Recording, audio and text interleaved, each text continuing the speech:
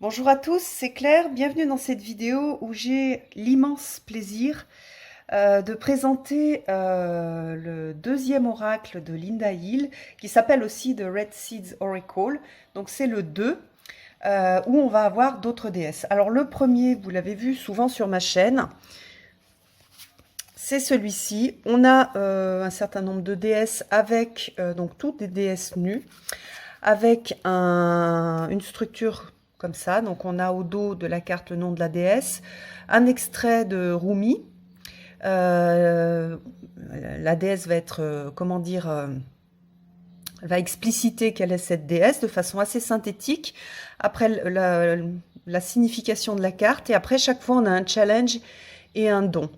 Et je trouve super intéressant d'avoir cette structure-là. D'abord parce que moi j'aime bien tout ce qui est synthétique et qui est facile d'accès.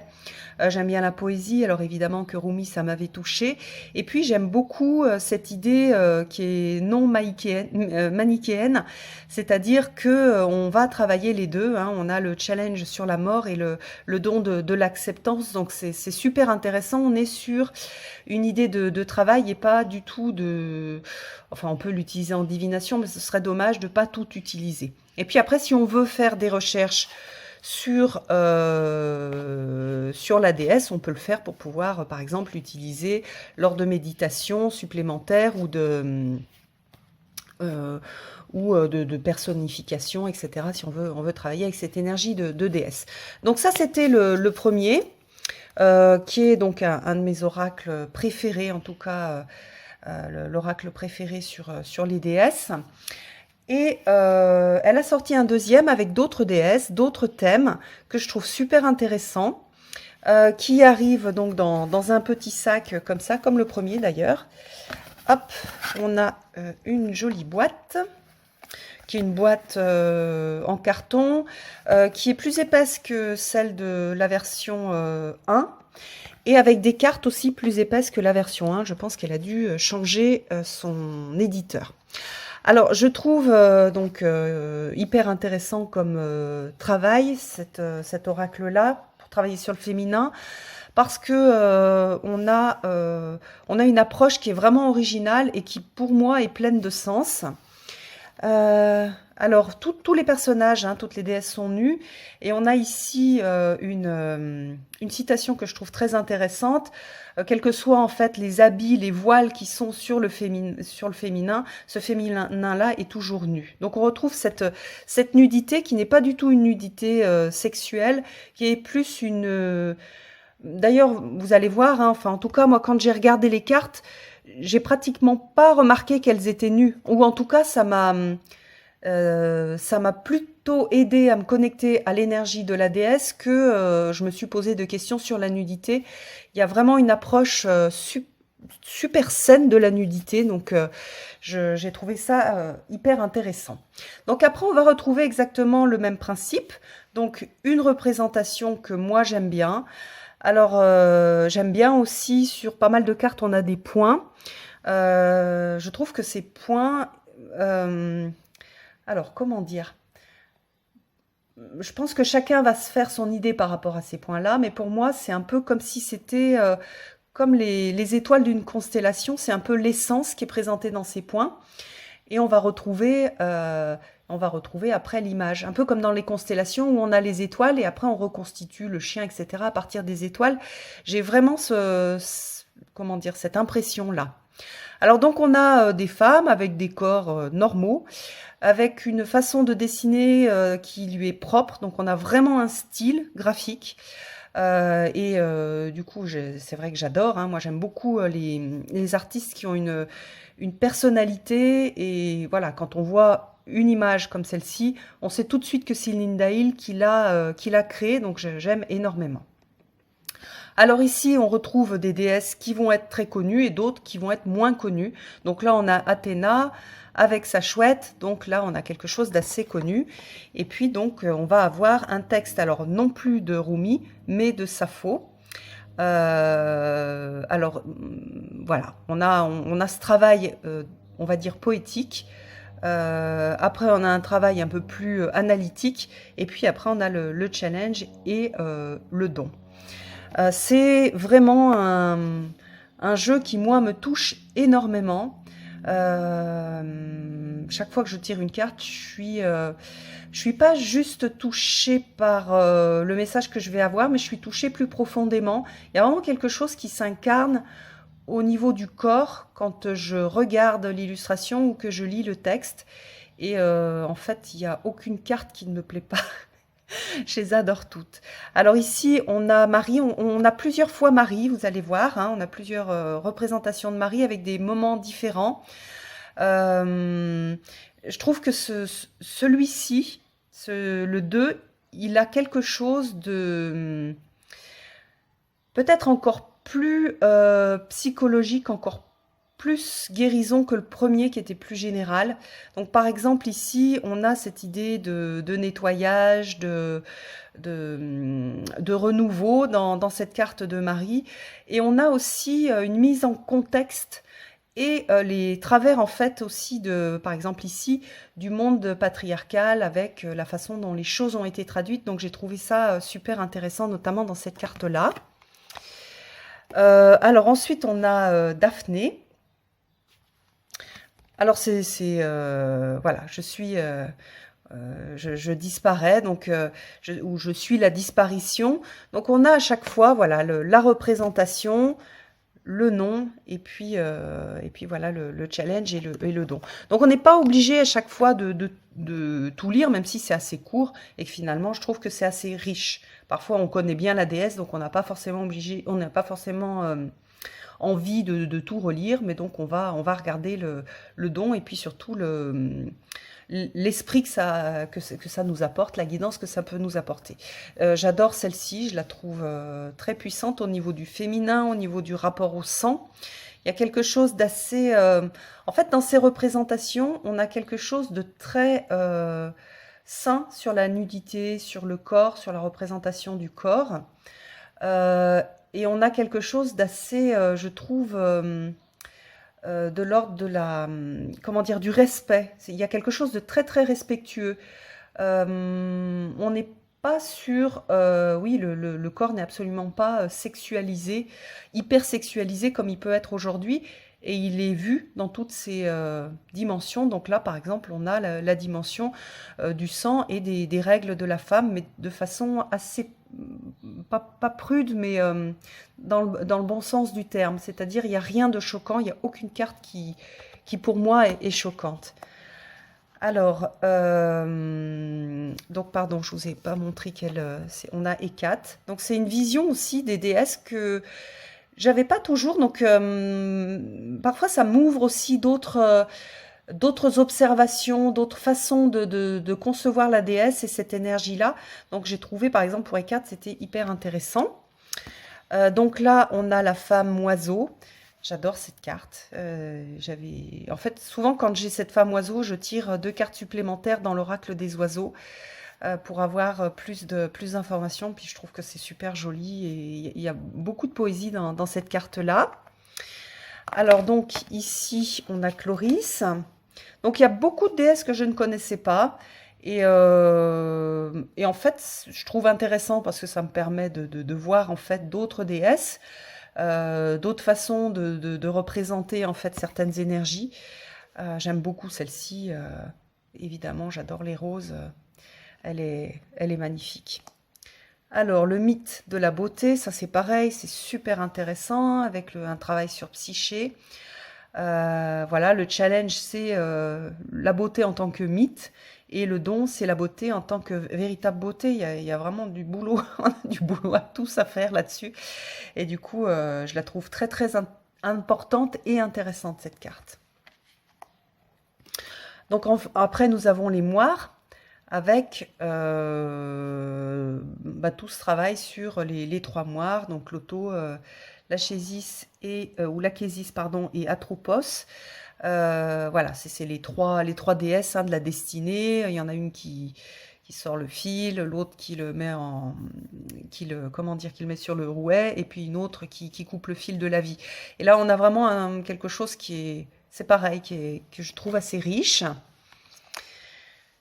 Je suis Hubris. Alors ça, je sais plus ce que ça veut dire. C'est Cassiopée, je l'ai pas tiré cette carte.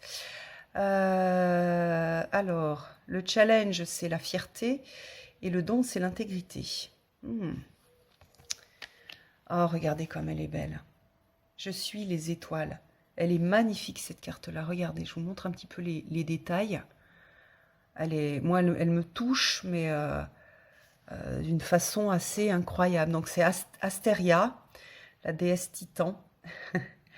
Voilà, donc le challenge, la fabrication, le don, comment dire, insight, c'est les données qu'on va avoir pour prendre des décisions, etc. Elle est magnifique. J'adore cette carte. Elle me fait penser aussi à Nout. Alors, je suis la honte, donc on va vraiment explorer plein de choses, hein. On travaille avec des déesses, mais c'est pas un jeu. Alors, on peut l'utiliser pour faire du travail ésotérique, hein, bien sûr, puisqu'on est avec des représentations de déesses. Mais par contre, c'est aussi et surtout un jeu qui va travailler sur les émotions, sur les ressentis et surtout le côté psychologique. Donc là, on a la honte. Je vais aller un petit peu plus vite. Je suis la tranquillité dans un champ de lavande. J'adore. En plus, la lavande, c'est vraiment super bien lié avec cette idée de tranquillité. Donc, Irène. Ah oui, et ce que je voulais dire aussi, c'est que soit je vais utiliser les déesses en faisant un tirage, soit je vais utiliser les cartes, par exemple, quand je vais être anxieuse. Je vais sortir cette carte-là, je vois qu'il y a de la lavande, je vais sortir de la lavande, de l'huile essentielle, donc je vais lire, je vais travailler à partir du texte que je vais lire un petit peu tous les jours, où j'ai besoin de me tranquilliser. Donc on a vraiment plusieurs propositions en fait dans ce jeu-là, on peut faire plusieurs choses différentes. Alors, la forme, avec Tétis. La sirène, I am Blame, Anésidoria. Donc vous voyez, ce sont toutes les toutes des déesses que je connais pas. Vous voyez, le super intéressant, le challenge, le monde patriarcal et le don, l'espoir. Super intéressant. Ça, j'adore. J'adore cette carte, c'est Lilith, mais j'aime bien, elle est représentée en super héroïne. J'aime beaucoup, il y a le fruit des enfers, il y a les ailes, là il y a le serpent, et il y a pas mal de choses. C'est un archétype hyper intéressant, Lilith, on peut faire pas mal de choses avec. Donc là encore un travail avec les roses. Donc là on a Danu, Brigitte. Vous allez voir, on en a plusieurs de Brigitte. Je suis ouverture. Ça, c'est Sheila Nagig. Je ne sais pas si je le dis bien. C'est un archétype avec lequel je me sens vachement proche, en fait, sur l'idée des portes, sur l'idée du passage. C'est aussi une déesse que j'ai dans un autre jeu et je la trouve hyper intéressante. Elle était représentée dans certaines églises en Irlande, je crois. Qu'est-ce qui est noté? Oui, en Irlande, où on voyait, en fait, elle a son sexe qui est ouvert et c'est pas une jeune femme, c'est une femme qui est âgée. Donc voilà, alors sa vulve qui ressemble un peu au yoni aussi, donc on peut faire on peut faire des liens avec d'autres traditions, sachant que voilà, on est tous et tous liés et des choses qui ont pu être dites dans certaines traditions ont été dites aussi dans d'autres et on peut les retrouver, c'est super intéressant. Donc voilà, un rite de passage. Je suis enfermée en fait en prison. D'ailleurs, je crois que c'est cette carte-là qui manquait quand elle m'a envoyé le jeu. En fait, il manquait une carte, donc elle m'a dit « Oh, il manque une carte, il faut attendre ». Et elle m'a renvoyé la carte qui manquait. Et je crois que c'est celle-ci en disant, elle m'a mis un petit mot qui était trop mignon. C'était ah ben on dirait qu'elle a pu se libérer pour pouvoir venir. C'est rigolo d'ailleurs que ce soit cette carte qui manque. Voilà, elle était enfermée, elle n'a pas pu partir avec les autres, mais finalement elle a pu se libérer et elle a pu venir. J'adore du coup. Voilà, là on a Célène. Donc là, on a plutôt les phases de la moon, de la lune, pardon, avec voilà le fait le désengagement, et avec le don, c'est la synchronicité. Ah, j'adore celle-ci. J'adore, c'est celle qui est ici. Donc on va travailler sur la mémoire. Voilà, mnémosine. C'est là qu'on a une mince. Oui, les mnémotechniques, par exemple, ça vient de cette... il y a la même source, en fait, dans le nom de la déesse, et mnémotechnique. Donc, on a vraiment cette idée de mémoire. Alors, le désespoir. En fait, on a aussi, je trouve, dans les mythes qui sont liés aux déesses, plein de choses intéressantes, parce qu'on va avoir un mythe, on va avoir une histoire, et on va avoir ces déesses qui vont vivre des choses, et on voit comment elles s'en sortent, quelles leçons en fait on peut avoir de ce mythe-là et de cette histoire-là. Et parfois aussi, on voit les travers d'une époque. On sent dans les mythes le monde patriarcal. Elle a su utiliser tout ça pour en faire un outil féminin. Donc je trouve génial. Voilà, la Vierge Marie, la Terre. Donc là, on a Gaïa, elle est magnifique, hein.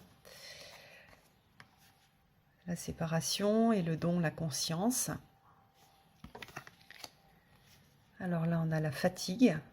Donc, vous voyez, on a beaucoup de choses qui sont abordées et qui sont de la vie de tous les jours. La fatigue, les règles, etc. Le désespoir, l'ouverture. On n'est pas sur des choses hyper lointaines, on est vraiment sur la vie de tous les jours. Là, vous voyez, le challenge, c'est le stress, et le don, c'est la récupération. Et qui ne s'est pas trouvé dans cette situation-là, qui ne se reconnaît pas dans cette représentation de femme fatiguée. On a presque l'impression, voilà, c'est tous les endroits où on a mal quand on est fatigué, on en a plein le dos, on a les yeux, on a une lourdeur au niveau des yeux, voire même on a même des traces autour des yeux, on peut avoir mal au bras, on peut avoir mal au ventre, mal aux hanches. Je trouve que c'est... Elle est pleine de vérité. Puis vous voyez, elle est plus connectée, elle n'a plus la connexion. La connexion, c'est comme si elle s'était déconnectée, comme si elle avait rétréci. J'aime bien. Alors là, c'est Nike. J'aime bien parce qu'il y a un peu d'humour aussi. Vous voyez, il y a Just Do It et puis elle a des petites chaussures Nike. Donc Nike qui s'est inspiré de cette déesse, hein, pour cette marque. Et donc voilà, le challenge, c'est la défaite et le don, c'est l'aspiration. J'aime beaucoup. Une déesse de la victoire. On a Kuan Yin avec la compassion. Je vais essayer d'avancer un petit peu plus. Je suis l'aube, on a Eos. Je suis l'or. Ça, c'est les Hespéris. Donc pareil, super, elle est super belle avec les pommes. Donc un lien avec le mythe d'Ulysse. Je suis la santé. Igea. Pareil, je la connaissais pas. Je suis aveuglée avec Theia. C'est la déesse de la lumière. Donc là, on va travailler dans la confiance en soi, le fait de croire en soi. Elle est belle, celle-ci, trop belle. Je suis en sécurité. Briseau.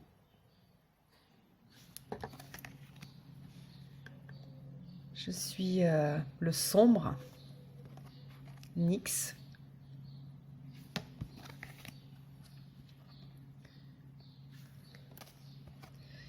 Calliope. Ah, celle-ci, donc, c'est pareil, je l'ai pas tirée celle-ci. Donc on a un poème en fait. Il y a quelques cartes qui n'ont pas exactement la même structure. Je suis l'air, avec Métis. Je suis la magie. Donc même si on connaît pas les...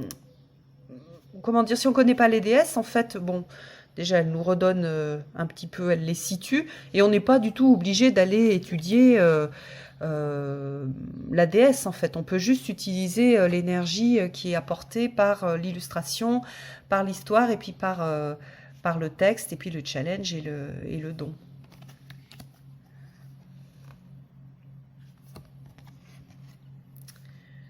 Voilà, ça c'est super intéressant, hein, toutes les fausses croyances, tout ce qu'on se raconte en fait. Avec pour don aussi l'authenticité, celle-ci elle est hyper intéressante. Le fait d'être guidé.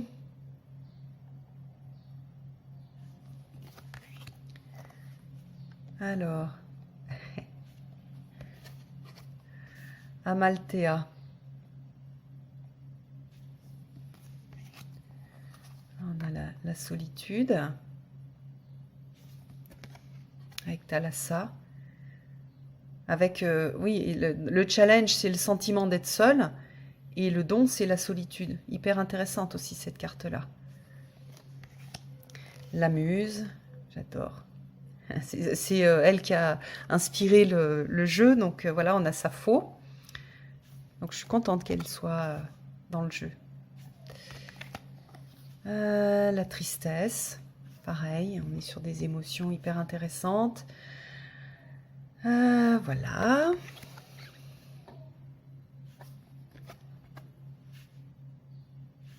Le leg, est-ce que je vais léguer aux autres?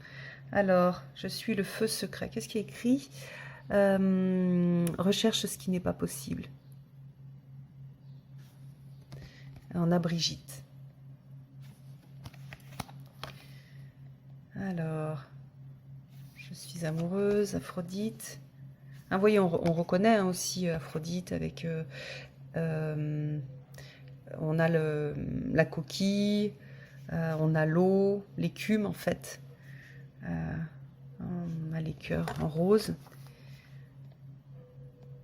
Et puis ici c'est Artémis, voilà. Le fait de se sentir sans pouvoir et après le don c'est la détermination. Donc voilà, c'est un jeu vraiment chouette. On peut le mélanger avec l'autre si on a envie. Alors si on mélange les deux, je vous montre, on va avoir quelque chose d'assez épais.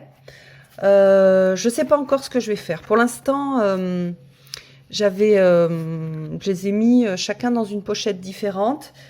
Mais on peut les mettre tous les deux ensemble. Voilà. Et après, on va se faire juste un petit tirage. Hop. Donc là, comme on a des choses des deux côtés, généralement, moi, ce que je fais, c'est que je mélange un petit moment. Voilà, il n'est pas forcément hyper facile à...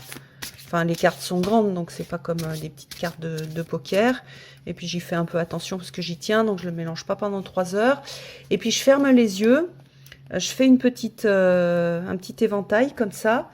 Voilà, je ferme les yeux et après je sens quelle est la carte qui est juste à sortir. Donc là, par exemple, hop, c'est celle-ci. Voilà, donc c'est un jeu qui va pas mal, c'est pour ça aussi qu'il me parle, qui travaille aussi sur le fait de se sentir en sécurité. Et le fait de se sentir en sécurité, ça touche plein de domaines, avec comme challenge la vulnérabilité, et le don, c'est le shelter, c'est l'abri en fait. Donc voilà, après on a, voilà, on mérite tous un endroit où on est en sécurité. Et donc ce jeu-là, je trouve en effet qu'il travaille pas mal sur cette idée de sécurité. Parce qu'en tant que femme, on est souvent en insécurité par rapport à notre corps, par rapport à nos émotions, par rapport à notre place, par rapport à notre positionnement dans un monde qui est encore beaucoup patriarcal. Donc voilà, on a cette énergie, d'ailleurs on voit dans l'illustration quelque chose d'assez doux, où oui, voilà, on va on va trouver cet endroit rassurant à travers ces cartes et à travers les messages de ces cartes. Voilà, j'espère que ça vous aura intéressé que je vous présente ce jeu-là, sachant que c'est vraiment un jeu que j'adore et que j'utilise beaucoup. En tout cas, le premier, c'est un des jeux que j'utilise le plus. Donc voilà, je suis vraiment hyper contente et merci beaucoup à Linda Hill pour tout ce travail qu'elle fait pour les femmes et que je trouve extrêmement riche. Voilà, et je vous embrasse tous, à bientôt.